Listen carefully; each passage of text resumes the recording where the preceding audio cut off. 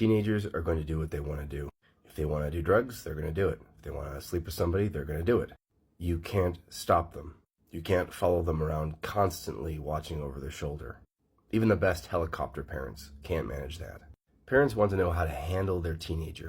They want to know how to prevent them from being rebellious. So here's a little secret, a little tip that most parents fail to do. Your child is constantly changing.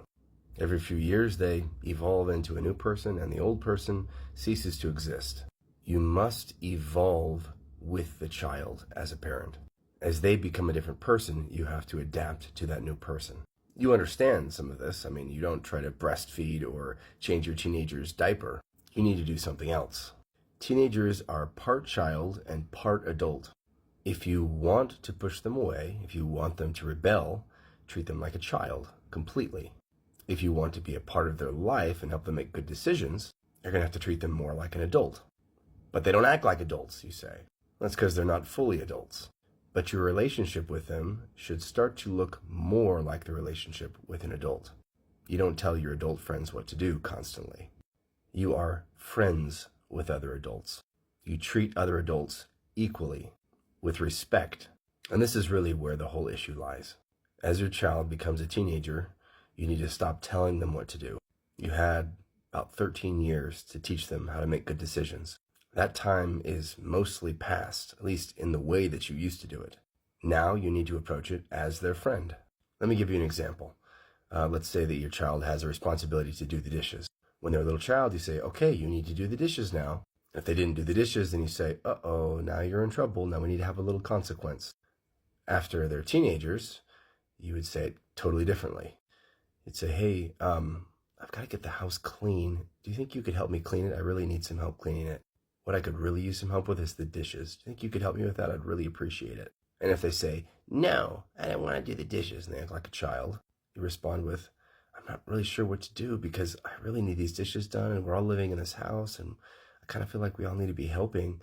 And I feel like maybe you're not helping very much and it makes me feel kind of frustrated. What should we do about this? Something like that. Kind of the more the way you talk to a roommate. You're not telling them what to do. You're asking them to do things. You're asking for help. And if they don't help or if they make bad decisions, instead of just dishing out consequences, you have a discussion about what needs to be done in order to fix it. You need to evolve into one of their friends and a parent. You still fulfill the parental roles, but you fulfill them in a way that a friend would do it. Kindly ask them if they would help you with things. Talk to them about things that haven't been done. If you haven't trained them in the previous 13 years, this is going to be a whole lot harder. You had 13 years to train them how to do this kind of stuff, so hopefully they know how to do it now. And if all of a sudden as a teenager, you're going to start expecting them to act completely different in the way than they've been acting for the past 13 years, that's going to be a problem. They still need to do chores, they still need to follow the house rules, but you approach it differently. If they're doing something that you're concerned about, you can approach it differently too. You can say, hey, you're getting older now, you're a teenager, and this means you're old enough to start making a lot of bigger and harder decisions. And I want to be your friend through all of this, and I want to be with you through all of this. I can't make you do the right things. I can't make you make good decisions for your future. But I want to be here as your friend and as your parent to help you through some of these decisions because I worry about you, because I love you. This is what I really recommend. This is what I think is a really good idea, and this is why. But ultimately, it's going to be up to you how you live your life. I watched some of my friends making these kinds of decisions, and I saw this kind of outcome. And I don't want that to happen to you. What do you think we can do about this? Approaching things more like that than, don't do that. That's a bad thing. Your kids won't respond to it. They're just going to rebel. If you don't approach them more like adults, they're going to act more like children. Being your kid's friend doesn't mean that you don't have any rules and you don't set any boundaries and you don't teach them anything. Mostly has to do with the way that you talk to them, the kinds of words that you use, and the way that you use those words. Less telling, more asking. Kids respond to this kind of respect. Teenagers respond to this kind of respect. And here is probably the most important thing of all. Studies that I've looked at have shown that prior to the age of 14, the most determining thing in a kid's life as to what kinds of decisions they're going to make is based on their parents' decisions. That's before age 14.